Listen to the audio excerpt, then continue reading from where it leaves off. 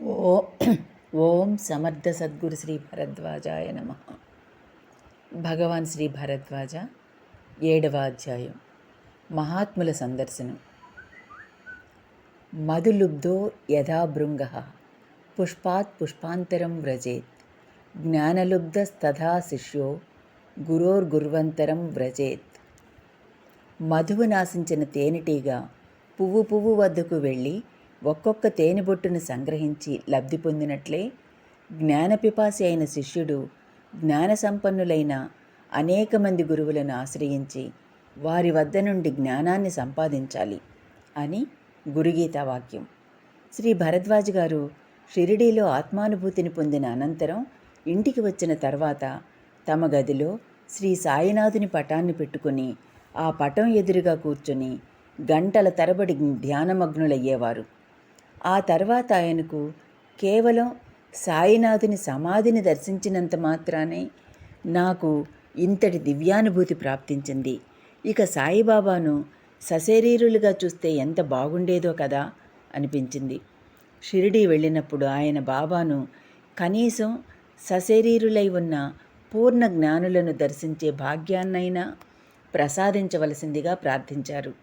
అటు తర్వాత సాయినాథుడు తమకు ఎందరో మహాత్ముల జ్ఞాన సంపన్నుల దర్శన ఆశీస్సులను అనుగ్రహించారని ఆయన చెప్పారు. ఇక్కడ ఈ సన్నివేశాలను గురించి తెలుసుకుంటున్న ఈ సందర్భంలో శ్రీ భరద్వాజ్ గారు మహాత్ములను దర్శించడం, వారి అనుగ్రహాన్ని ఆశీస్సులను పొందానని చెప్పడం అనే విషయాన్ని కొంత విశ్లేషించడం ఎంతైనా సమంజసంగా తోస్తుంది. శ్రీ భరద్వాజ్ గారి జీవితాన్ని ఆమూలాగ్రం మన అవగాహనకు అందినంత మేరకు అవలోకిస్తే వారు పరిపూర్ణ దత్తావతారులన్న విషయం నిస్సంశయం. అయితే దైవానికి మహాత్ముల దర్శన ఆశీస్సులు అవసరమా అన్న ప్రశ్నకు సమాధానం తెలుసుకునే యత్నంలో భాగంగా ప్రారంభం నుండి ఆయన జీవిత గమనాన్ని పర్యవేక్షిస్తే ఆ మహనీయుడు తమ అన్నగారి అబ్బాయితో మమకారాన్ని పెంచుకొనడం, అతని మరణంతో విచలితుడవడం, ఆ తర్వాత జీవన్మరణాలపై ఏళ్ల తరబడి సాగిన సాధన పరిశోధన, అటుపై ఒంగోలులో ఊరి బయట అనుభవమైన ప్రగాఢ శాంతి, అదే సమయంలో అనూహ్యంగా సమాధానపడిన సందేహాలు ప్రశ్నలు, చివరగా సాయినాథుని అనుగ్రహంతో పొందిన ధ్యాన సమాధి స్థితి, ఇలా వరుస క్రమంలో నడిచిన ఆయన జీవిత ఘటనల పరంపరలో ఒక సాధారణ సాధకుని వలె, ఇంకా చెప్పాలంటే ఆయన మమకారాది మానవ సహజ గుణాలు కలిగిన సామాన్యుని వలె మనకు దర్శనమిస్తారు. ఒక ప్రజ్ఞావంతుడైన సాధకునిగా తమ తీవ్ర సాధనతో కొంత ఆధ్యాత్మిక పరిణతిని సాధించి, అటుపై గురువనుగ్రహంతో ఆత్మానుభూతిని పొందినట్లుగా మాత్రమే మన మనోనేత్రానికి ఆయన గోచరిస్తారు. అయితే సాక్షాత్తు దత్తావతారులైన శ్రీ భరద్వాజ్ గారు ఒక సామాన్య మానవుని వలె వివిధ మహాత్ముల సందర్శన కోసం తప్పిస్తూ వారి చెంతకు ఎందుకు పరుగులెత్తారు?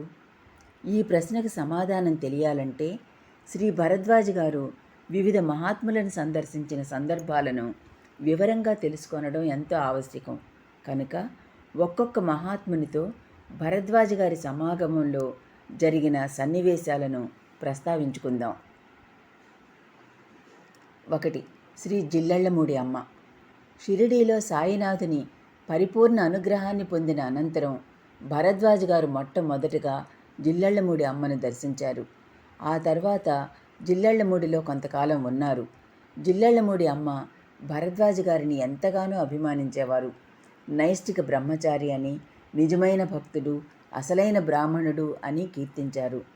ఆ రోజుల్లో అమ్మతో భరద్వాజ్ గారు నిరంతరం ఆధ్యాత్మిక చర్చలు జరుపుతుండేవారు. ఒకసారి అమ్మ దర్శనానికి జిల్లెళ్లమూడి వచ్చిన భరద్వాజ్ గారు తిరిగి హైదరాబాద్ వెళ్ళబోతూ అమ్మ దగ్గర సెలవు తీసుకునేందుకై అమ్మ గది వద్దకు వచ్చారు. జిల్లెళ్లమూడి అమ్మకు ఎన్నో బిందెల నీళ్లతో ప్రతిరోజు స్నానం చేయడం అలవాటు. ఆ రోజు శ్రీ మాస్టర్ గారు అమ్మ గది వద్దకు వెళ్ళగానే అక్కడే ఉన్న కృష్ణవేణమ్మ అనే భక్తురాలు భరద్వాజ్ గారితో అమ్మ ఇప్పుడే స్నానానికి వెళ్ళారు అని చెప్పింది. ఆమె అలా చెబుతుండగానే లోపల నుండి అమ్మ కృష్ణవేణమ్మను కేకవేసి లోపలికి పిలిచి భరద్వాజను లోపలికి పంపమని అన్నారు. కృష్ణవేణమ్మ దిగ్భ్రాంతురాలైంది. అమ్మ స్నానాల గదిలో స్నానం చేస్తున్నారు. అమ్మకు కొందరు స్త్రీలు స్నానం చేయిస్తున్నారు. భరద్వాజ గారిని రమ్మంటున్నారేమిటి అనుకుంటూ, అమ్మా, మీరు స్నానం చేస్తున్నారు కదా అన్నది. అమ్మ జవాబు చెప్పకుండా, ముందు భరద్వాజను లోపలికి పంపు అన్నారు. మళ్ళీ ఆమె వెళ్ళి చెప్పింది. భరద్వాజ్ గారు లోపలికి వెళ్ళారు. అమ్మ సంతోషంగా ఆయనతో మాట్లాడారు. అప్పుడు అమ్మ ఆయనతో, ఇప్పుడు నన్ను చూస్తుంటే నీకెలా అనిపిస్తున్నది నాన్న అని అడిగారు. అప్పుడు మాస్టర్ గారు, చిన్నపిల్ల పెద్ద ఆకారంతో ఉన్నట్లున్నదమ్మా అన్నారు. ఆయన ఆమెతో కొంచెం సేపు మాట్లాడి సెలవు తీసుకుని వచ్చేశారు. ఈ సన్నివేశం మహాభారత గాథను గుర్తుకు తెస్తుంది. ఒకసారి కొందరు స్త్రీలు ఒక కొలనులో స్నానం చేస్తూ ఉండగా సుఖమహర్షి ఆ కొలను పక్కగా నడిచి వెళుతుండడం చూసిన ఆ స్త్రీలు ఆయనని ఏమీ పట్టించుకోకుండా ఎంతో నిర్భయంగా స్నానం చేస్తూనే ఉంటారు. కొంతసేపటికి శుకుని తండ్రి వేదవ్యాస మహర్షి అదే దారిలో వస్తూ ఉండగా చూసిన ఆ స్త్రీలు ఆయన ఎంతో దూరంగా ఉండగానే కొలను నుండి బయటకు వచ్చి గబగబా ఒంటి నిండుగా వస్త్రాలు ధరిస్తారు. యువకుడైన సుఖమహర్షి అన్యత్వ భావన లేక దేహభ్రాంతి నుండి విడివడిన బ్రహ్మజ్ఞాని గనుక ఆ స్త్రీలు ఆయనను చూసి కూడా సంకోచం లేక స్నానమాచరించగలిగారు. వయస్సులో పెద్దవాడైన వ్యాసమహాముని దేహభావన కలిగి ఉండడం వలన ఆ స్త్రీలు సిగ్గుతో వస్త్రాలను ధరించారు. ఈ సన్నివేశం భరద్వాజ గారి స్థితి ఏమిటో స్పష్టపరుస్తుంది. అలౌకిక శక్తి సంపన్నురాలైన జిల్లెళ్లమూడి అమ్మ సామాన్యులకు సామాన్యుని వలె కనిపించే శ్రీ భరద్వాజ గారిని దేహభ్రాంతిని వీడిన ముక్త పురుషునిగా గుర్తించి గౌరవించడం జరిగింది. 2. శ్రీ రంగన్నబాబు. వీరు కోదండరామస్వామి భక్తులు. ఎక్కువ రోజులు గుంటూరు పట్టణంలోనూ చీరాల, ఏలూరు పట్టణాల్లోనూ నివసించారు. ఒకసారి వీరు ఒక హరికథకు వెళ్ళారు. ఆ రోజు రామాయణంలోని ఘట్టాలను చెబుతున్న శ్రీ భాగవతార్ గారు దీక్షతో, విశ్వాసంతో శ్రీరాముని ఆరాధించిన వారికి శ్రీరాముడు తప్పక దర్శనమిస్తారు అని చెప్పారు. శ్రీ రంగన్నబాబు గారి ఇంటికి వెళ్ళి రాముని ధ్యానించసాగారు. ఆయన 3 సార్లు రామనామం ఉచ్చరించగానే శ్రీరామ సాక్షాత్కారం కలిగి రంగన్నబాబు గారు పరిపూర్ణంగా రామభక్తిలో మునిగిపోయారు. వీరు గృహస్థులు అవడం వల్ల కుటుంబ పోషణార్థమై చాలా కాలం మంచినీళ్ల కావిళ్లు మోసి ఇండ్లకు సరఫరా చేసి ధనార్జన చేస్తుండేవారు. వీరికి శ్రీరాముని నిత్య సాక్షాత్కారం ఉండేది. ఎప్పుడూ శ్రీరాముడు తమ చెంతనే ఉన్నట్లుగా దర్శనమిచ్చేవారు. రంగన్నబాబు గారు నిరంతర రామస్మరణ చేస్తూ తమ వద్దకు వచ్చిన భక్తుల కష్టాలను శ్రీరామునికి విన్నవించి శ్రీరాముని ప్రార్థించి ఆ భక్తులను అనుగ్రహిస్తుండేవారు. శ్రీరాముడు రంగన్నబాబు గారికి రకరకాల ప్రసాదాలను ఇచ్చేవారు. పచ్చని విస్తరాకుల్లో, అరటి ఆకుల్లో వేడివేడి ప్రసాదాలు రంగన్నబాబు గారి దోసిట్లోకి వచ్చేవి. వాటిని రాముల వారు ఇచ్చారని రంగన్నబాబు గారు భక్తులకు పంచేవారు. భరద్వాజ గారిని రంగన్నబాబు గారు ఎంతగానో అభిమానించేవారు. భరద్వాజ ఎంతో తెలివైనవాడు, గొప్ప సాయి భక్తుడు, రాజకళ అని వర్ణించేవారు. చిన్న కలెక్టర్ బాబు అని ముద్దుగా పిలిచేవారు. భరద్వాజ గారు ఒకసారి గుంటూరులో రంగన్నబాబు గారిని దర్శించి విద్యానగర్ రావాల్సిందిగా ఆహ్వానించారు. సరిగ్గా మాస్టర్ గారి తల్లిగారి ఆబ్దీకం రోజున శ్రీ రంగన్నబాబు గారు మరి 2 భక్తులతో కలిసి భరద్వాజ గారి ఇంటికి విచ్చేశారు. శ్రీరాముల వారు ఎక్కడికి వెళ్లేందుకు నాకు అనుమతి ఇవ్వరు, కానీ రంగన్న, విద్యానగర్లో పిల్లలు భక్తితో భజనలు చేసుకుంటున్నారు, నువ్వు విద్యానగర్ వెళ్ళి వారందరినీ ఆశీర్వదించి రావాల్సిందని చెప్పి పంపారు అన్నారు రంగన్నబాబు. ఆయన వచ్చిన సమయానికి ఇంకా విద్యానగర్లో సాయిబాబా మందిరం నిర్మించాలనే ఆలోచన కూడా లేదు. అటువంటి సమయంలో రంగన్నబాబు గారు వచ్చి ఇంటికి సమీపంలోని ఒక ఖాళీ ప్రదేశంలో కాలుమోపి ఇక్కడ గొప్ప మందిరం, ఆశ్రమం ఏర్పడగలవు అన్నారు. ఆయన విద్యానగర్లో శ్రీ మాస్టర్ గారి శిష్య బృందాన్ని ఆశీర్వదించి వెళ్ళారు. ఎన్నడూ ఎక్కడికి వెళ్లేందుకు శ్రీరాముని ఆజ్ఞను పొందని శ్రీరామ భక్తుడు రంగన్నబాబు గారు రామాజ్ఞతో ఏతించి భరద్వాజ గారిని దర్శించి భరద్వాజ గారి మాతృదేవి పుణ్యతిథి నాడు భోక్తగా కూర్చుని ప్రసాదం స్వీకరించి ఎంతో సంతోషంతో తిరిగి వెళ్ళారు.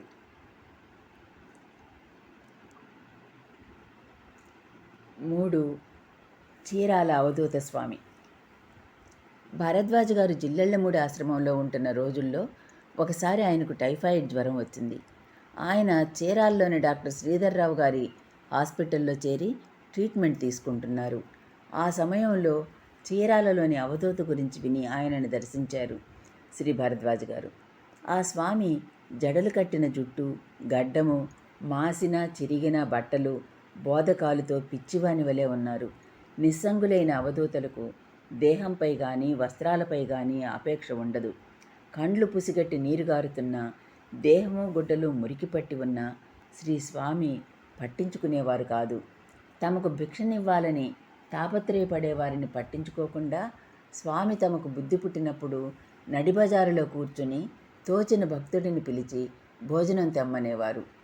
కుక్కల విస్తట్లో మూతిపెట్టి తింటున్నా, కలుపుతున్న అన్నంలో రోడ్డు మట్టి కలుస్తున్నా నిర్లిప్తులై ఉండేవారు. ఆకలి తీరాకి చేయి కడుక్కునేవారు కాదు. కుక్కలు వచ్చి వారి గడ్డానికి మీసానికి అంటిన మెతుకులు తిని చేతికున్న ఎంగిలి నాకినా ఆయనకేమీ పట్టేది కాదు. స్వామి మురికి గుంటల్లోని నీరు త్రాగి దాహం తీర్చుకునేవారు. ఆయన సన్నిధిలో భరద్వాజ గారికి ప్రగాఢమైన చిత్తశాంతి లభించింది. శ్రీ భరద్వాజ్ గారు తమకు స్వామి ఏదైనా ప్రసాదం ఇవ్వాలని కోరుకోగానే ఆయన సిగరెట్టు, ఇడ్లీ, చట్నీ ప్రసాదించారు. డబుల్ టైఫాయిడ్ జ్వరంతో ఉన్న ఆయనకు ఆ ప్రసాదం వికటించకుండా జ్వరం తగ్గిపోవడమే ఆశ్చర్యం. తిరిగి ఆసుపత్రికి వెళ్ళాలని గుర్తుకు రావడంతో ఆయనకు తమ జ్వరం సంగతి కూడా గుర్తొచ్చింది. చివరకు ఎలాగో సాహసించి నమస్కారం స్వామి అన్నారు భరద్వాజ్ గారు. ఆయన పలుకలేదు. అసలు వినిపించుకున్నట్లే లేదు. మళ్ళీ అదే మాట అన్నారు. మళ్ళీ మౌనమే. వెళ్ళొస్తాను స్వామి, నమస్కారం అన్నారు. అందుకు స్వామి సరేనన్నట్లు తల ఊపి ప్రతి నమస్కారంగా చేతులు కలిపారు. ఆయన తిరిగి ఆసుపత్రికి వెళ్ళారు. భరద్వాజ్ గారు అప్పటి నుండి జిల్లెళ్లమూడి నుంచి ప్రెస్ పని మీద బాపట్ల ఎప్పుడు వచ్చినా చీరాల వెళ్ళి ఆ స్వామిని తప్పక దర్శించుకునేవారు. వెళ్ళినప్పుడల్లా ఆయన భరద్వాజ్ గారి చేత టిఫిను, కాఫీ, సిగరెట్టు సేవింపజేసేవారు. స్వామిని దర్శించినప్పుడల్లా ఆయనకు కలిగే చిత్తశాంతి ఆ తర్వాత సుమారు నెల రోజుల వరకు ఉండి ఆయన నిత్యము చేసుకునే ధ్యానాన్ని ఎంతో పటిష్టం చేసేది. ఆయన దగ్గరకు వెళుతుంటే తమ తండ్రి దగ్గరకు వెళుతున్నట్లు అనిపించేది భరద్వాజ్ గారికి. ఈ అఖిల జగత్తు ఒక ఎత్తు, ఆయనొక్కరూ ఒక ఎత్తు అనిపించేది. ఆయన ఈ చరాచర జగత్తులోని ప్రతి అణువులోనూ ఒకే బ్రహ్మం నిండి ఉన్నట్లు అనుక్షణం దర్శిస్తుంటారని అనిపించేది. ఆయన మౌనముద్ర ఈ జగత్తులోని శబ్దానికి నిశ్శబ్దానికి ఆధారమైనట్లు తోచేది. ఆయన తల నుండి వేలాడే జడలు సృష్టి అనే మర్రి చెట్టు ఓడల్లాగా నిత్య పరిణామం ద్వారా నిత్య నూతనత్వాన్ని చెందుతూ ఉండే సృష్టి అనే మర్రి చెట్టు అంతటా వ్యాపించి ఉన్న బ్రహ్మ చైతన్యం భక్తుల మీద కృపచేత వారిని ఉద్ధరించడానికి సృష్టి నుండి ఆవిర్భవించే పరిపూర్ణ మహాత్ముల రూపాలలాగా అనిపించేవి. మాస్టర్ గారు మొట్టమొదటిగా ఆయనను దర్శించినప్పుడు టైఫాయిడ్ జ్వరంలో ఉన్న తమకు ఇడ్లీ, దోశ, కారపొడి, చట్నీ తినిపించి సిగరెట్టు ప్రసాదంగా ఇచ్చారని చెప్పారు. అయితే తమను ప్రేమతో అనుగ్రహించేందుకై వచ్చారని గ్రహించిన ఆ అవధూత స్వామి ఆనందంతో తమ దైవమైన శ్రీ దత్తావతారులు శ్రీ భరద్వాజ్ గారికి ఆయా ఆహార పదార్థాలను, సిగరెట్టును భక్తితో నివేదనగా సమర్పించుకొని ఆరాధించుకున్నారన్న విషయం ఈ క్రింద జరిగిన సన్నివేశాల ద్వారా నిరూపణ అవుతుంది. ఒకసారి ఉదయం 8 గంటల సమయంలో శ్రీ భరద్వాజ్ గారు చీరాల వెళ్ళారు. స్వామి ఆ సమయంలో ఒక రోడ్డు పక్కన ఒక హోటల్కు ఎదురుగా కూర్చుని ఉన్నారు. భరద్వాజ్ గారిని చూస్తూనే స్వామి ఇడ్లీ తీసుకొని రమ్మన్నారు. ఆయన ఇడ్లీ తీసుకొని వచ్చారు. ఆ ఇడ్లీ పొట్లాన్ని స్వామి తమ చేతిలోకి తీసుకొని దానికేసి కొద్ది క్షణాలు చూసి నువ్వు తినయ్యా అంటూ తిరిగి భరద్వాజ్ గారి చేతికిచ్చారు.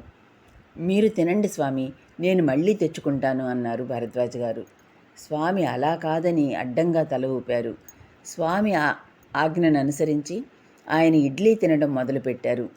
ఒక ఇడ్లీ సగం తినగానే స్వామి మిగిలిన సగభాగం ఇడ్లీ భరద్వాజ్ గారి నుండి లాక్కొని తినేశారు. భరద్వాజ్ గారు భయంతో స్వామి అదేమిటి మీరు నా ఎంగిలి తింటున్నారు అనగానే ఏం లేదులే అయ్యా అన్నారు స్వామి. తర్వాత పొట్లంలో ఉన్న మరొక ఇడ్లీ తీసుకొని ఇది తినయ్యా అంటూ భరద్వాజ్ గారి చేతికిచ్చారు. ఆ ఇడ్లీ నీళ్లగా ఉన్న చట్నీలో నాని ఉన్నదేమో. ఆయన ఒక పక్క నోట్లో పెట్టుకొని కొరగ్గానే మిగిలిన ముక్క విరిగి రోడ్డు మీద మట్టిలో పడింది. భరద్వాజ్ గారు ఎంతో ఆందోళనతో స్వామి కళ్ళలోకి చూడగానే స్వామి ఎంతో కరుణతో భరద్వాజ్ గారి కళ్ళల్లోకి చూసి ఇసుకతో కప్పబడిన ఆ ఇడ్లీ ముక్కను మట్టితో సహా నమిలి మింగేశారు.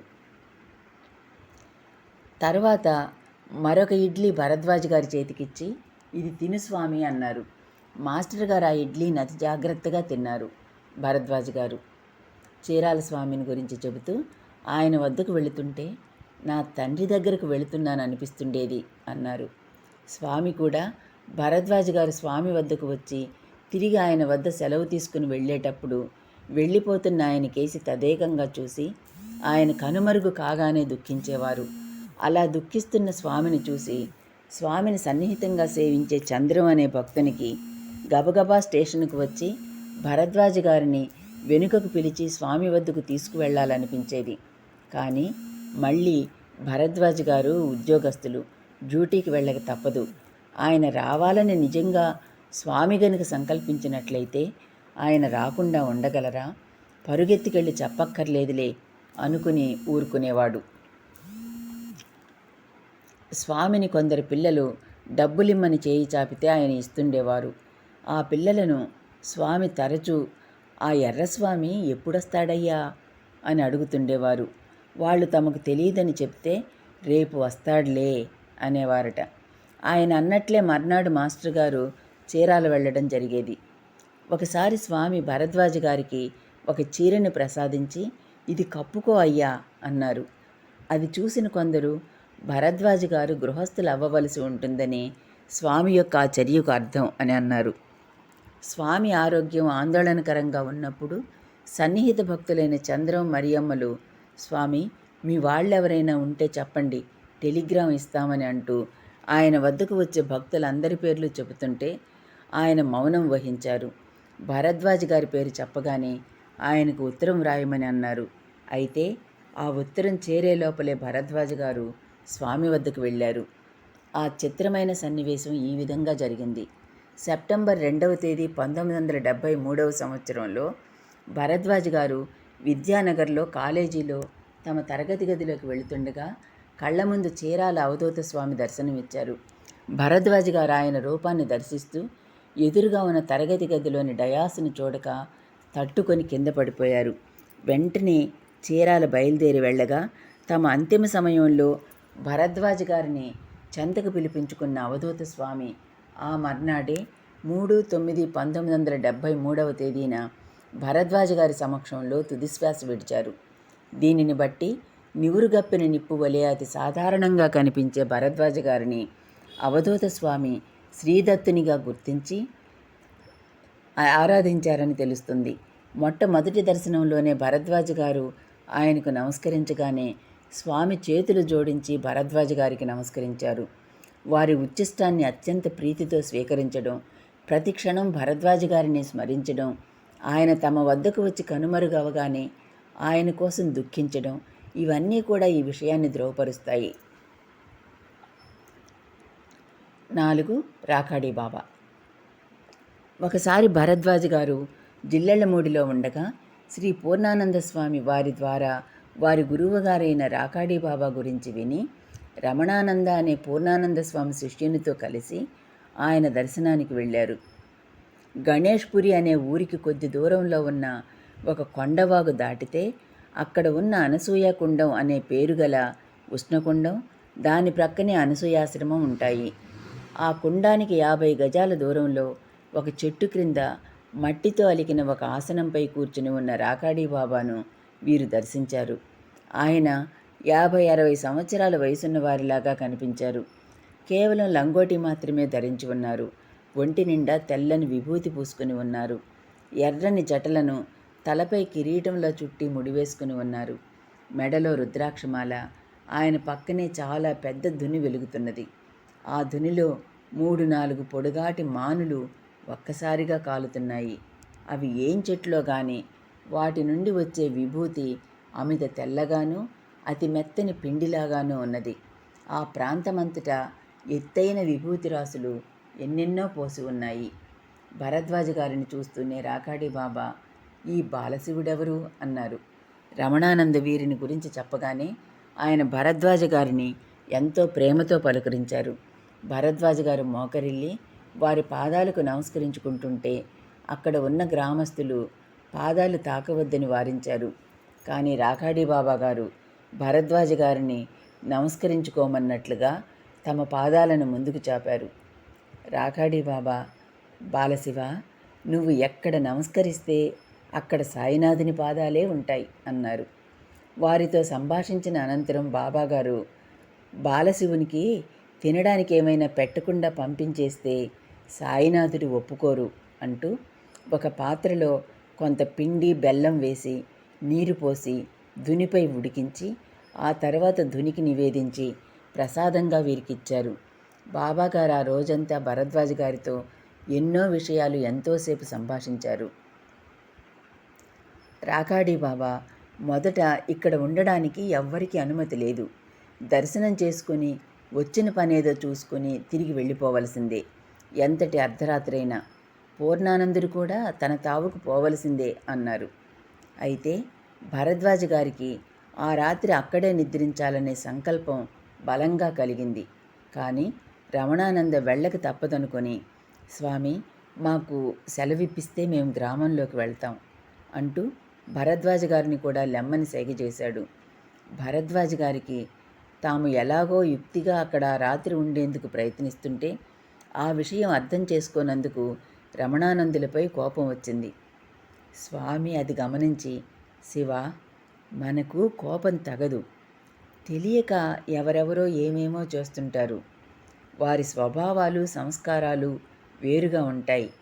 వారి సంగతులు పరమేశ్వరుడే చూసుకుంటాడు అన్నారు. అయితే సాయంత్రం రాకాడి బాబా భరద్వాజ గారి భుజం తడుతూ, మీరు ఈ రాత్రి ఇక్కడ ఉండడానికి అనుమతి లభించింది అంటూ పడుకోవడానికి జాగా చూపించి అక్కడికి 10 గజాల దూరంలో ఉన్న చిన్న మందిరం దగ్గరకు తీసుకుని వెళ్ళి, నీవిక్కడే పడుకోవాలి. ఇది సాక్షాత్తు అనసూయాశ్రమం. నీకు ఈరోజు ఆమె ఒడిలో నిద్రించే యోగ్యత కలిగింది అని చెప్పి ఒక గోనెపట్ట తెచ్చి నేల మీద వేసి దాని మీద పడుకోమన్నారు.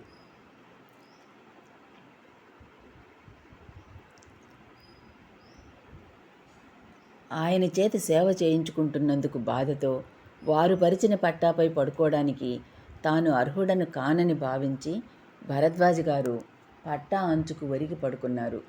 రమణానంద ఆయనను పట్టా పైకి జరిగి పడుకోమని, స్వామి అంత ప్రేమగా నీకోసం పడక అమరిస్తే పడుకోనంటావే అని గుసగుసగా చెప్పారు. కొంచెం దూరంలో తమ స్వస్థానానికి వెళుతున్న రాకాడి బాబా చెటుక్కున వెనక్కి తిరిగి, శివ, రమణానంద, అబ్బాయికి నీవేమీ చెప్పవద్దు. ఈ అనసూయ తల్లి ఒడిలో అతని ఇష్టం వచ్చినట్లు చేసుకోనివ్వు అని గబగబా వెళ్ళిపోయారు. అంతేకాదు, అర్ధరాత్రి నిద్ర మెలకువ వచ్చిన భరద్వాజ గారిని చూసి, శివ, నిద్ర పట్టడం లేదా? ఇది కొత్త చోటు అనుకోకు. ఇది నీ పాత చోటే, నీ స్థానమే. ఈ సత్యాన్ని మరువకు.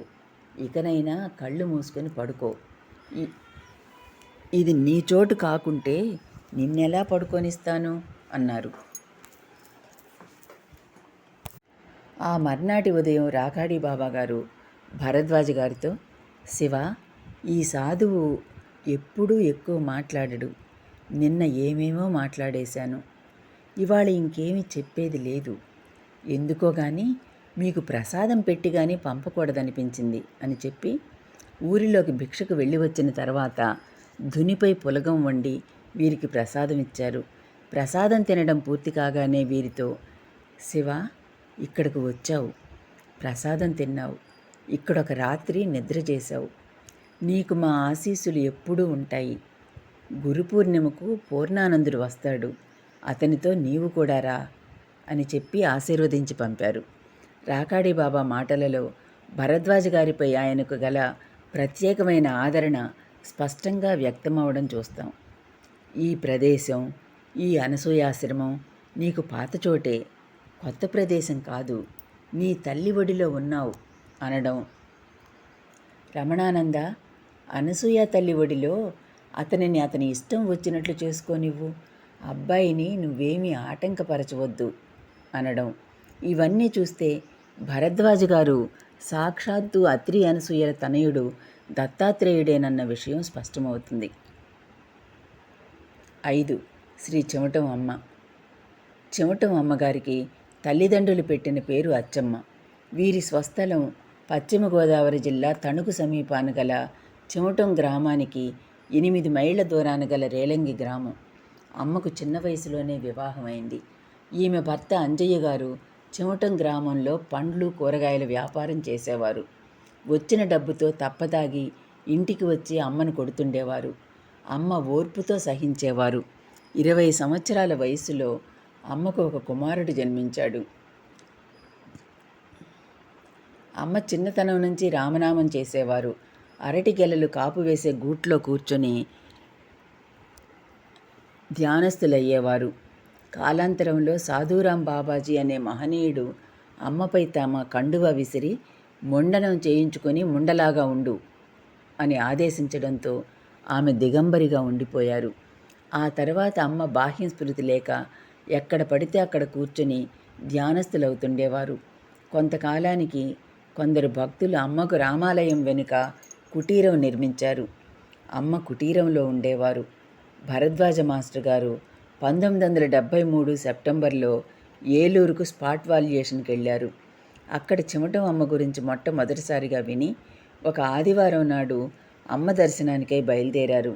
2-3 మిత్రులు కూడా అమ్మను దర్శించాలని ఉత్సాహం చూపడంతో వారిని కూడా వెంటబెట్టుకొని తణుకు చేరి అక్కడి నుండి కాలినడకని చెమటం బయలుదేరారు.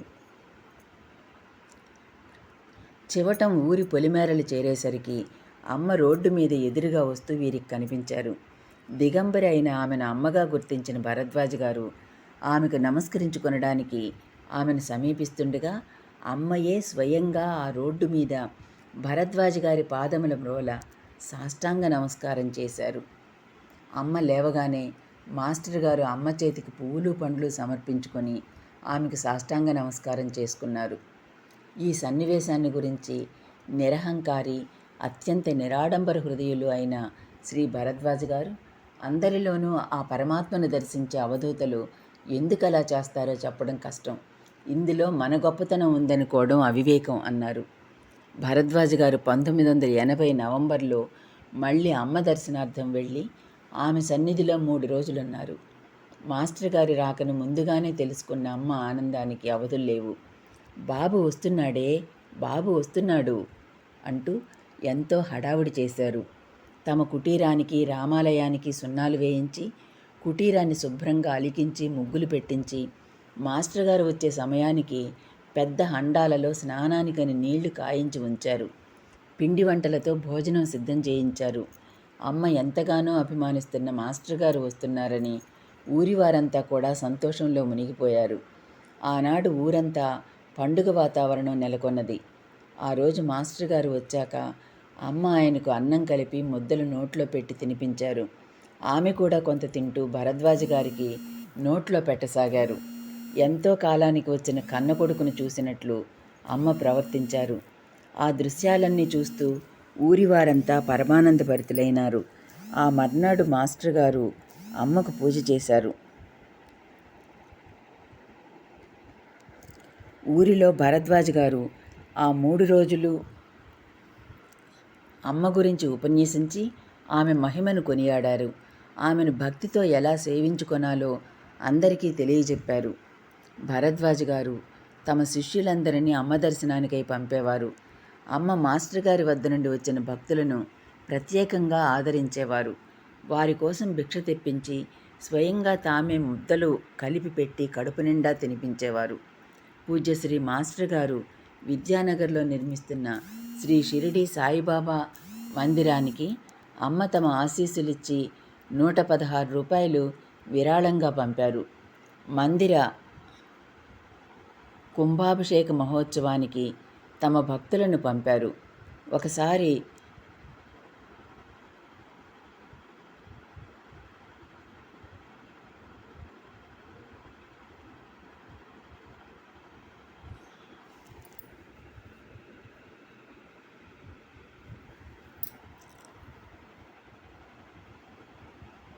శ్రీ మాస్టర్ గారు కుటుంబ సమేతంగా అమ్మను దర్శించినప్పుడు ఆమె అలివేలు మంగమ్మ గారిని, పాప వేదవతిని ఎంతో ప్రేమ వాత్సల్యాలతో ఆదరించారు. పాపకిష్టమైన వంటకాలను వండించి తినిపించారు. అమ్మ తమ భక్తులతో భరద్వాజ గారిని గురించి ఎంతో గొప్పగా చెబుతుండేవారు. 1981వ సంవత్సరంలో శ్రీ భరద్వాజ మాస్టర్ గారి కుమారుడు చిరంజీవి ద్వారకానాథ్ జ్ఞానేశ్వర్ జన్మించబోయే ముందు శ్రీ చెమటం అమ్మ శ్రీ మాస్టర్ గారి గురించి, బాబు గురించి అక్కడ ఉన్న శిష్యురాండ్లతో వ్యాసుడికి సుకుడు పుట్టినట్లేనే అన్నారు సంతోషంగా. గర్భవతిగా ఉన్న అలివేలు మంగమ్మ గారికి చీర, చలిమిడి, పండ్లు, పువ్వులు పంపి పుట్టబోయే బాబుకు అమ్మ తమ దివ్యాశీస్సులను అందించారు. 6. శ్రీ పాకలపాటి గురువు గారు. శ్రీ భరద్వాజ్ గారు పాకలపాటి గురువు గారిని మొట్టమొదటిగా 18/9/1966వ తేదీన దర్శించారు. వైజాగ్ సమీపాన గల నర్సీపట్నం నుండి బయలుదేరి లోతుగడ్డ జంక్షన్లో దిగి అడవిలో 1.5 గంటలు నడిచి భీమసింగిలోని ఆశ్రమం చేరి గురువుగారిని దర్శించారు శ్రీ మాస్టర్ గారు. ఆ అడవిలోని నరమాంస భక్షకులైన చెంచు, బోయ, కోయ జాతుల వారి హృదయాలలో రామభక్తిని నెలకొల్పి వారిని అనుగ్రహించారు శ్రీ గురువుగారు. శ్రీ భరద్వాజ్ గారు గురువుగారిని దర్శించి ఎంతో ఆనందించారు. వారు భరద్వాజ్ గారికి ఎన్నో ఆధ్యాత్మిక యోగ రహస్యాలను తెలిపారు. ఆ తర్వాత గురువుగారు భరద్వాజ్ గారిని తమ చెంతకు పిలిపించుకొని వివాహం చేసుకొనవలసిందని, వివాహం వారి ఆధ్యాత్మిక జీవితాన్ని ఏమాత్రం ఆటంకపరచదని ఆదేశించారు. శ్రీ గురువుగారు తాము దేహత్యాగం చేయబోతున్న కొంతకాలానికి ముందుగా భరద్వాజ్ గారి అన్నగారైన శ్రీ కృష్ణమాచార్యులు గారితో, మీ తమ్ముడు భరద్వాజ నాకు శంకుచక్రాలతో విష్ణు రూపంలో స్వప్నంలో కనిపించాడు, అతనిని చూడాలని ఉన్నది, వెంటనే పిలిపించండి అని చెప్పి తమ వద్దకు పిలిపించుకున్నారు. ఆ సమయంలో మాస్టర్ గారితో ఎన్నో నిగూఢమైన ఆధ్యాత్మిక విషయాలను మాట్లాడారు. ఈ విధంగా మహిమాన్వితుడైన శ్రీ పాకలపాటి గురువు గారి ప్రత్యేక ప్రేమాదరణలకు పాత్రులైనారు దత్తస్వరూపులైన శ్రీ భరద్వాజ్ గారు. 7. అవధూత శ్రీ వెంకయ్య స్వామి. నెల్లూరు జిల్లా ఆత్మకూరు తాలూకాలోని నాగుల వెల్లటూరులో సోంపల్లి పెంచలయ్య, పిచ్చమ్మ దంపతులకు ప్రథమ సంతానమే శ్రీ వెంకయ్య స్వామి. 20 సంవత్సరాల వయసు నుండే ఆయనలో మార్పు వచ్చి చాకలి యోగం, జక్కల యోగం, మంగళ యోగం అని వీధులలో అరుస్తూ పరిగెత్తుతుంటే ఆయనకు పిచ్చి పట్టిందని భావించిన ప్రజలు పిచ్చి వెంకయ్యగా పిలిచేవారు. కానీ కొన్నాళ్లకు ఆయనలో వ్యక్తమవుతున్న మహిమలు చూసి ఆయనను అవధూతగా గుర్తించారు. గొలగమూడిలో స్వామి ఆశ్రమ నివాసి అయ్యారు. సాయిబాబా వలనే వీరు ధునిని నిర్వహించేవారు. శ్రీ భరద్వాజ్ గారు విద్యానగర్లో ఉండగా 1975వ సంవత్సరం శివరాత్రి నాడు ఉదయాన్నే పూజ చేసుకున్న తర్వాత వెంటనే వీరి దర్శనానికి వెళ్ళాలని భరద్వాజ్ గారికి తీవ్రంగా అనిపించింది.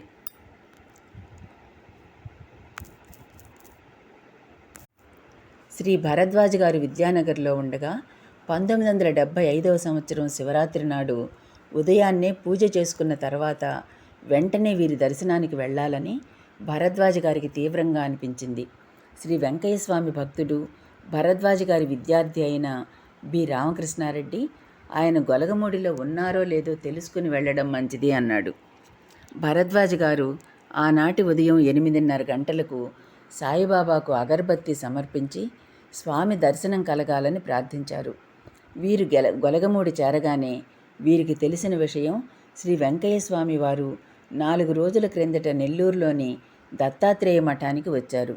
వారక్కడ 10 రోజులుంటామని చెప్పడంతో వారు నిర్వహించే నిత్యాగ్నిహోత్రానికి భక్తులు కట్టెలు కూడా సిద్ధం చేశారు.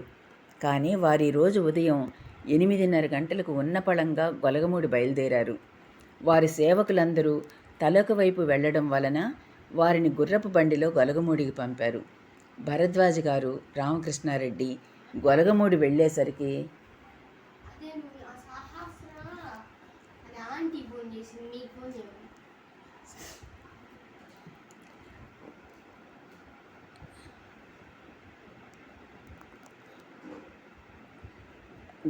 వెళ్ళేసరికి స్వామి గ్రామంలోని ఆరుబయట ప్రదేశంలో ఒక్కరే కూర్చొని ఉన్నారు. ఆయన నెమ్మదిగా అస్పష్టంగా తమలో తాము ఏదో గొణుక్కుంటున్నారు. ఆ ప్రక్కగా ఉన్న కుటీరం నుండి ఎవరో సేవకుడు వచ్చి, స్వామి, వాళ్ళెవరో కొత్త వాళ్ళు వచ్చారు, వాళ్ళకేదైనా చెప్పరాదా అన్నాడు. స్వామి, వాళ్ళేమీ చెప్పించుకోవడానికి రాలేదు, ఆయన కోరేదేమీ లేదు, చూద్దామని వచ్చారు, కూర్చొని అన్నారు స్వామి.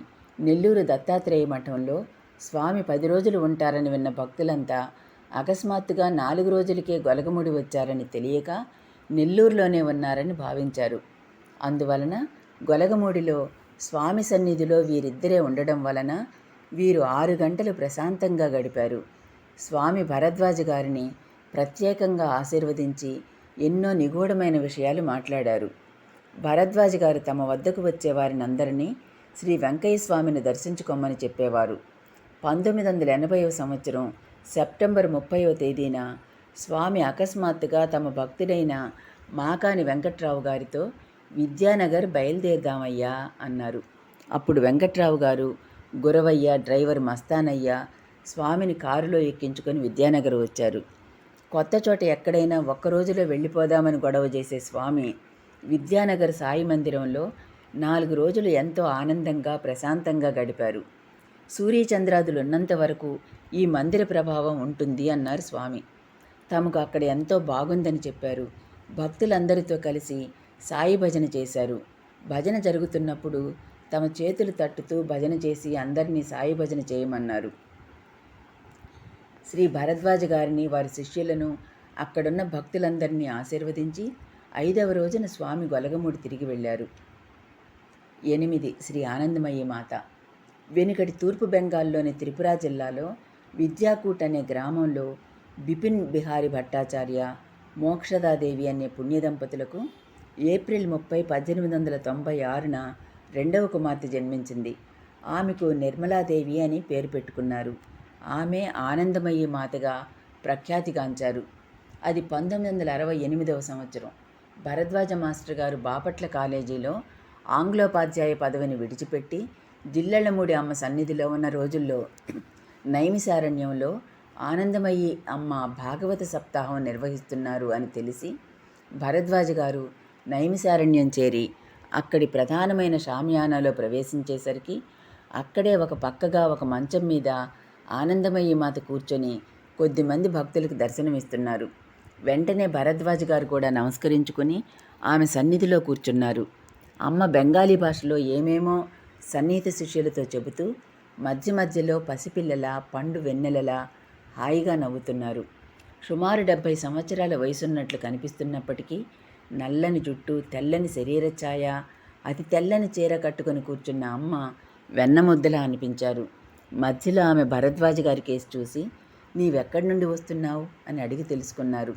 తర్వాత అంత దూరం నుండి వచ్చావా అన్నారు.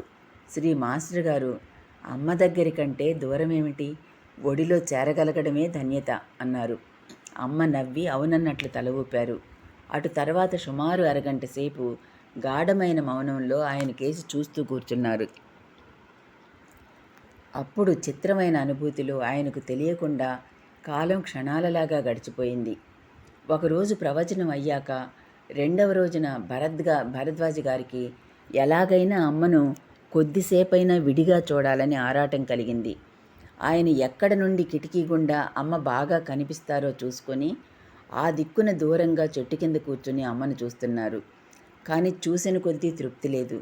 వెంటనే అమ్మ కిటికీలోంచి తదేకంగా ఆయన కేసి చూసి ఎవరితోనో ఏమో చెప్పారు.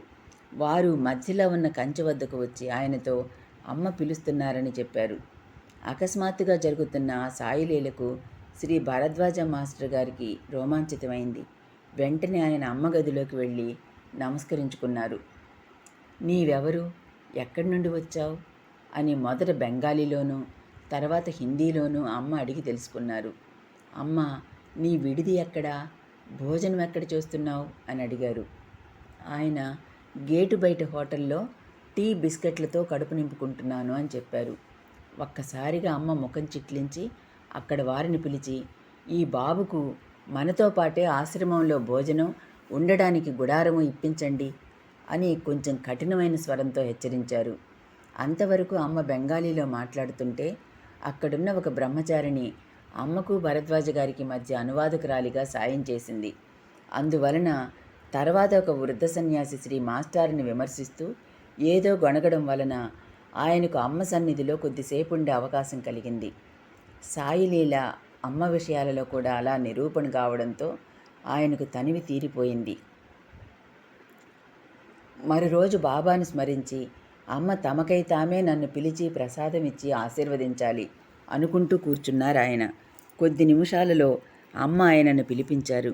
ఆయన వెళ్ళి నమస్కరించగానే ఆమె ప్రేమగా ఆయన కళ్ళల్లోకి చూస్తూ ఆయన చేతిలో రవ్వకేసరి ప్రసాదం వేశారు. కళ్ళకద్దుకొని అమ్మకు సెలవు చెప్పుకొని వెనుకకు తిరగగానే ఆమె హిందీలో, ఏమయ్యా నీకు కావలసిందేంటి అని మరుక్షణమే తమ మాట సర్దుకుంటూ నీకేం కావాలి అన్నారు. భరద్వాజ్ గారు వెనక్కి తిరిగి, అమ్మా మీ దర్శనం నాకు మరొకసారి కావాలి అన్నారు.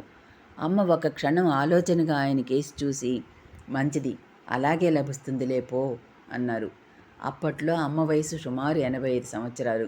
ఆమె ఎక్కడా స్థిరంగా ఒకచోట ఉండబోయేది లేదు. నిరుద్యోగిగా ఉన్న భరద్వాజ్ గారు ఇంత దూరం వచ్చే అవకాశమూ లేదు. కనుక ఆమె ఆశీర్వచనం ఎంతవరకు ఫలిస్తుందో చూడాలి అనుకున్నారాయన. ఆ తర్వాత కొంతకాలానికి చిత్రమైన పరిస్థితుల్లో పూణే వెళ్ళారు శ్రీ భరద్వాజ్ గారు. అక్కడ శ్రీ గొళవణి మహారాజు గారు శ్రీ ఆనందమయ్య మాత పూణేలో ఉన్నారని ఆమెను దర్శించమని చెప్పారు. భరద్వాజ్ గారు ఆమెను దర్శించి ఆమె సన్నిధిలో 1 గంట సేపు ధ్యానం చేసుకున్నారు. సరిగ్గా గంట అవగానే అమ్మ భరద్వాజ్ గారి కేసు చూసి, తృప్తి అయిందా అన్నారు. ఆయన ఎంతో సంతోషంగా లేచి సాష్టాంగ నమస్కారం చేశారు. ఆమె నవ్వి ఆశీర్వదించారు. ఆ ముందటి రోజు ఆయన కొనుక్కున్న జ్ఞానేశ్వరి భగవద్గీత ఆమె ముందుంచగానే ఆమె దానిపై చేయి పెట్టి ఆశీర్వదించారు. భరద్వాజ్ గారు సెలవు తీసుకొని వెనుకకు తిరగబోతుంటే, అసలు నీకేం కావాలి అన్నారు. అప్రయత్నంగా 3వసారి కూడా అమ్మ దర్శనం కావాలి అన్నారాయన. ఆమె వారి ముఖం కేసి పరీక్షగా చూసి, అచ్చా మిలీగా జావ్ మంచిది, లభిస్తుందిలే వెళ్ళు అన్నారు. ఈసారి మాత్రం అమ్మ ఇచ్చిన వరం ఎలా నెరవేరుతుందో చూడాలని మరింత ఆసక్తిగా ఉన్నారు శ్రీ మాస్టర్ గారు. కొంతకాలం గడిచాక విద్యానగర్ కళాశాల గ్రంథాలయానికి గ్రంథాలు కొనుగోలు చేయడానికి మద్రాసు వెళ్ళారు. మద్రాసులో కల్కి గార్డెన్స్ అనే చోటికి శ్రీ ఆనందమయ్య అమ్మ వచ్చారని, అక్కడ భక్తులు ఆమెను దర్శించుకోవచ్చని తెలుసుకుని వెంటనే శ్రీ భరద్వాజ్ గారు అక్కడికి వెళ్ళి ఆమెను దర్శించారు. అక్కడ జనవాహిని ఎంతో ఎక్కువగా ఉంది. అందరితో పాటే వరుసలో వెళ్ళి ఆమెకు నమస్కరించుకున్నారు. త్వరగా సాగిపోతున్న భక్తుల వరుస కేసి చూస్తూ ఆమె వెంటనే ఆశీర్వదించి ఒక్కొక్కరిని పంపివేస్తున్నారు. శ్రీ భరద్వాజ్ గారు నమస్కరించగానే ఆమె 1 క్షణం తేరిపారా పరిచయంగా ఆయన ముఖం కేసి చూశారు. క్లుప్తంగా, అమ్మ మిమ్మల్ని మొదట నైమిసారణ్యంలో దర్శించుకున్నాను. నేను కోరినట్లు పూణేలోనూ, మరలా ఇప్పుడు ఇక్కడ కూడా మీ దర్శనం ప్రసాదించారు. ధన్యుణ్ణి అన్నారు. ఆమె అలాగా, బావుంది అన్నట్టు భావం వచ్చేట్లుగా అచ్చా అని వెంటనే, అయితే ఇప్పుడేం కావాలి అన్నారు. సంపూర్ణమైన మీ అనుగ్రహం ఉంటే చాలు అన్నారు. ఆమె నిండుగా నవ్వి ఆశీర్వదించి ఆయన చేతిలో కలకండ ఉంచారు. అదే శ్రీ మాస్టర్ గారికి శ్రీ సాయి శ్రీ అమ్మ ప్రసాదించిన ఆమె చివరి దర్శనం.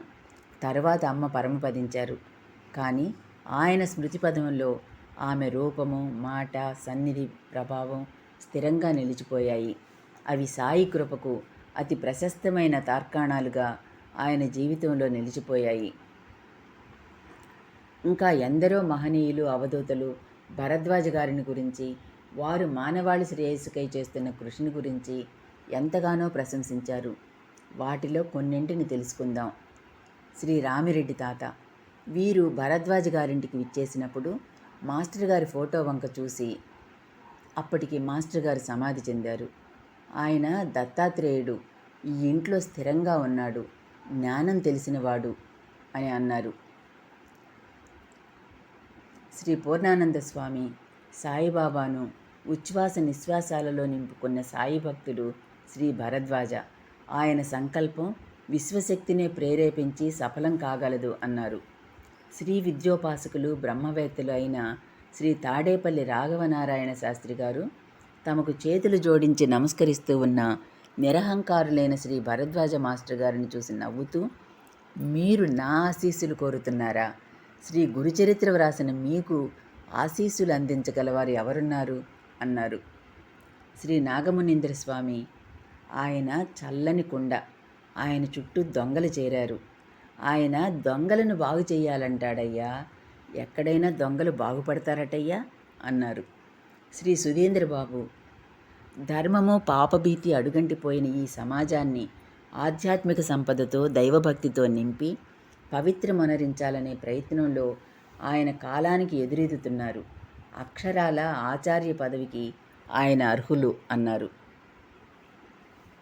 శ్రీ మాలిక్ బాబా, శ్రీ మాస్టర్ గారి గురించి, ఓ ఆంఖో మే దేఖో బాబా హై, సాయిబాబా హై.